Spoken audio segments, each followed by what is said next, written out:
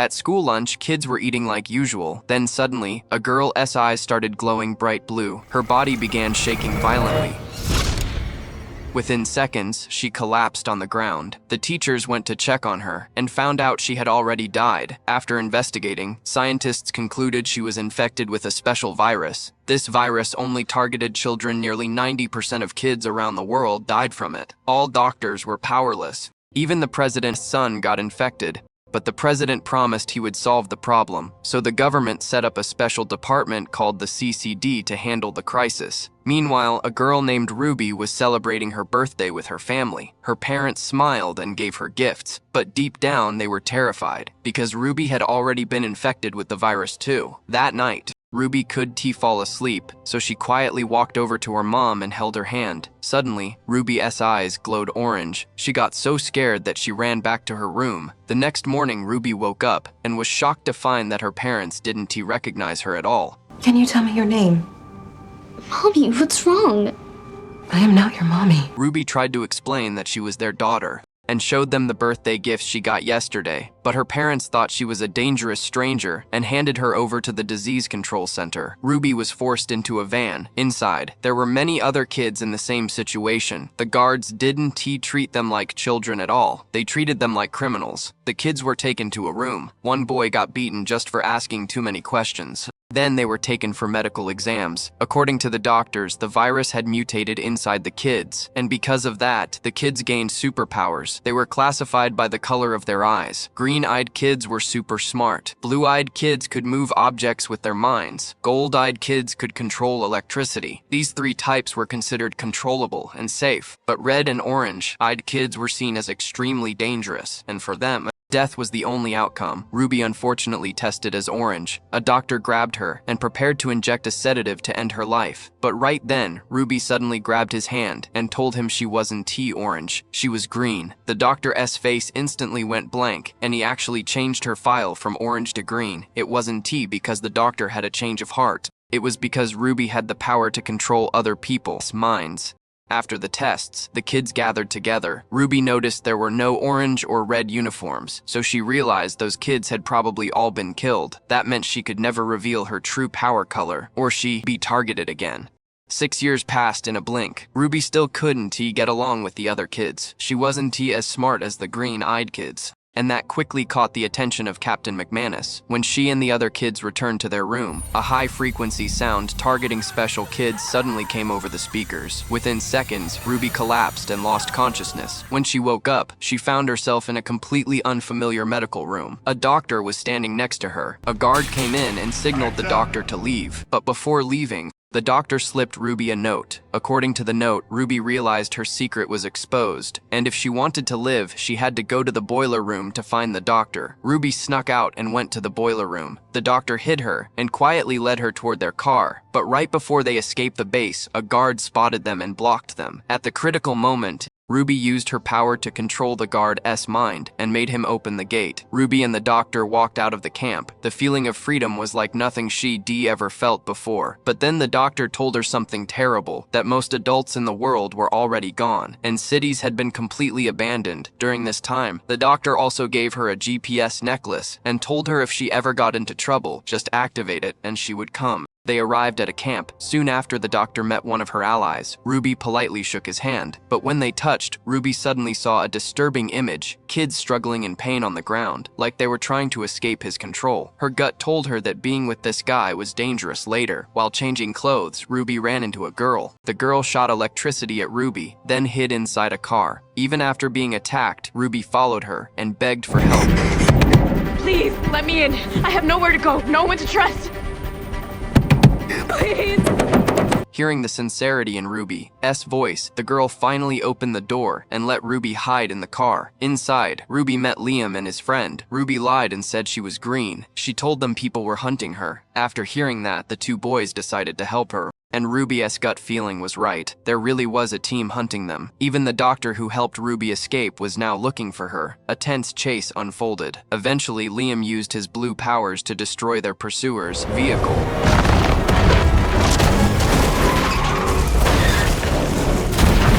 They got away. The car stopped at a remote spot. Liam's friend questioned Ruby, wanting to know why she was so scared to run. Ruby could answer. She just said if they didn't want to help her, she'd leave on her own. Liam calmed her down and explained they were heading to a camp led by an orange-eyed boy. If Ruby wanted, she could come with them. Ruby immediately agreed to join them. In the car, Liam revealed the truth about why they escaped. The government was planning to use these superpowered kids to form an army to fight their enemies. The next morning, everyone continued toward their destination. Along the way, they heard a recording of the president's son.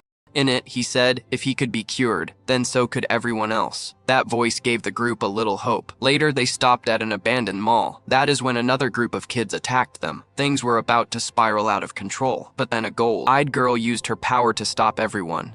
These kids had special abilities too, and they quickly became friends. That night, all the kids sat together and talked. For the first time, they didn't feel so alone. During the conversation, Liam asked the orange-eyed boy about the safe hideout, hoping they could get there soon. The kids explained that the place was super secret, almost impossible to find. While no one was looking, Ruby used her power to control one boy's mind. And we're useful. The slip kid would be lucky to have us. Hideout. And extracted the address hidden in a special code. Everyone felt relieved. At the same time, the other kids realized Ruby wasn't green. She was orange. Ruby worried her friends would be afraid of her now, but Liam comforted her and told her there was nothing to be scared of. And for the record, I knew you were orange since day zero. That is when Ruby admitted the truth and told the others that she couldn't fully control her power. If she accidentally used it on someone, it could cost them their life. The group kept moving. Suddenly, they were attacked by a squad of kids in military uniforms. Luckily, one of them recognized Liam. Liam said they were just looking for a safe place to live. Hearing that, the group decided to take them to the orange-eyed boy they'd been talking about. The orange-eyed boy was happy to meet them and told them he was the president's son. The president had lied to the whole country. Not only was he not cured, but he'd also been used for experiments. As Ruby spent time with him, she began learning how to use her power properly. And the orange-eyed boy saw Ruby's memories. He discovered a terrible secret. That night, Ruby had accidentally erased her parents' memories of her, which was why they kicked her out. The orange-eyed boy was amazed by Ruby's power and wanted to learn it. But Ruby herself didn't really know how she did it. She went outside and ran into Liam. He angrily accused her of keeping her distance. Ruby told him he had it all wrong. She was afraid that if she lost control, she would hurt Liam. You're not an orange. We're not the same. After the argument, Ruby walked to the lake and ran into Liam's friend. He quietly told her he didn't feel safe there anymore. Meanwhile, inside, the orange-eyed boy was talking to someone on a laptop, reporting how many green, blue, and orange kids were currently in the camp. Ruby happened to see this. She wanted to take the laptop so Liam's friend could contact his family.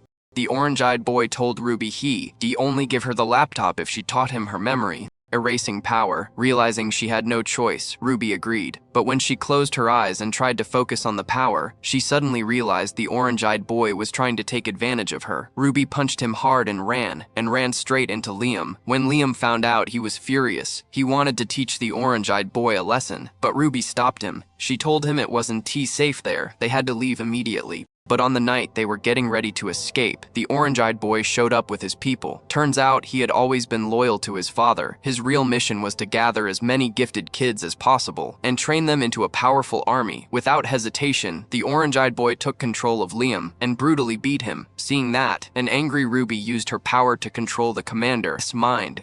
Go to hell! Killed him. Ruby ordered her 3 friends to run. She stayed behind to face the orange-eyed boy alone. Ruby forced the soldiers to aim their guns at him, but suddenly he fought back. Using his terrifying power, he took control of everyone again and forced the soldiers to turn on each other. He even managed to control Ruby's mind. He told Ruby he would erase all her painful memories and they would rule the world together. But Ruby refused. With her last bit of strength, she broke free from his control. She used her power to take control of a helicopter above and crashed it right into the orange-eyed boy. At the last moment, Liam's friend jumped in and saved her, but in the process, he got seriously hurt. Ruby had no idea how to help him. Then she suddenly remembered the GPS necklace the doctor had given her. She activated it. Within minutes, the doctor arrived with her team and rescued everyone. Ruby fell unconscious. When she woke up, she was lying in a bed. The doctor told her that her injured friend was in the hospital and would recover soon. Then the doctor revealed their true mission. They planned to capture the president and expose the truth to the whole world. For all of this, they desperately needed Ruby's power. Liam wanted to go with Ruby, but Ruby didn't want Liam to get hurt because of her. So she walked over to him and once again used her power to erase all of Liam's memories of her. Then she handed him his bag and gently told him to go home. Liam, with no memory of her, agreed. Ruby watched the person she loved walk away. She silently broke down inside, but she knew it was the only way to protect him.